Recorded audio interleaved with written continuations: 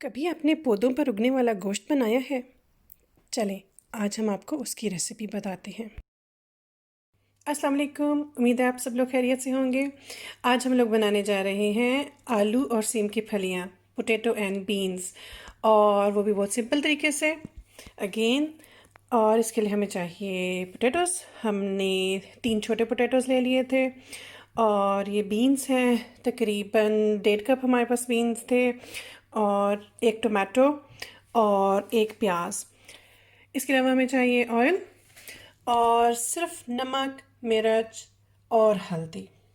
अब 1-2 चीज़ें ऑप्शनल हैं, आप इसमें हरी मिर्च डालना चाहें, हरा धनिया डालना चाहें, लहसुन, अदरक और थोड़ा सा ज़ीरा। ये तीनों चीज़ें आपकी अपनी चॉइस पर हैं। अब हम बनाना शुरू करते हैं। सबसे पहले हम ऑयल डालेंगे पैन में और अनियंस को रेड करेंगे। प्याज हमारे भुन गए हैं, इसके अंदर हम लोग लहसुन अदरक डालेंगे। अब इसके अंदर जाएंगे टमाटोस। अच्छा, प्याज़ों को और टमाटरों को गलाने के लिए हम ढक्कन थेरेपी यूज़ करेंगे, यानी कि बीच बीच में हम ढक्कन दे दे के और थोड़े थोड़े पानी के छींटे देकर इसको गलाएंगे। हम इसमें अपना ज़ीरा डाल देंगे और इसमें हम डालेंगे मिर्च, हल्दी और नमक। वेरी सिंपल, बस ये तीनों रंग डाल दें, पीला, लाल और सफ़ेद। Smells nice, thank you. अभी तो बना ही नहीं है, अभी तो मसाले की खुशबू आ रही है ये। अच्छा, मैं इसको थोड़ा सा स्पाइसी बनाना चाह रही हूँ, तो उसके लिए अगर मैं थोड़ी सी क्रश चिली भी डाल दूँ, मेरा ख्याल है कोई हर्ज नहीं है, देखने में भी अच्छी लगेंगी। आप चाहे तो डालें, चाहे ना डालें। अगर आपको लगे कि इसमें साबुत है तो यूँ साथ साथ मैश कर करके इनको कचूमर बनाते जाएं, ठीक है। लेकिन मेरा ख्याल है कि नियरली डन है। हम इनके अंदर अब आलू डाल देते हैं। ये नहीं जी, हमारे आलू ने छलांगे मार दी हैं और ये सारे के सारे इसके अंदर। इनको हम 5 मिनट के लिए ढक के रखेंगे, थोड़े से सॉफ्ट हो जाएं तो और भुन जाएं, तो फिर हम इसके बाद इनके अंदर बीन्स ऐड करेंगे, ठीक है। आँच ऊंची करके या तो इसको भून लें, वरना फिर थोड़ी सी कम करके तो इसके ऊपर ढक्कन रख के इसको बंद कर दें।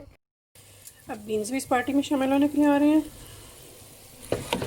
और हम इनको थोड़ा सा भून कर फिर दम पे रख देंगे। कोशिश तो ये करेंगे कि हमें पानी कम से कम डालना पड़े या ना डालना पड़े। अगर ये अपने पानी में गल जाए तो वेल एंड गुड, नहीं तो थोड़े थोड़े पानी के छींटे देते रहेंगे।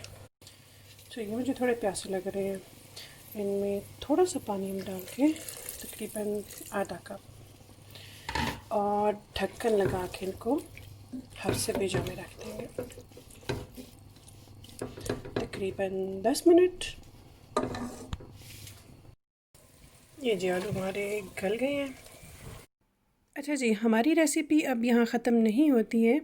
ऐसी चीज़ें कभी कभी पकती हैं तो हम इसके साथ पूरा पूरा इंसाफ करेंगे।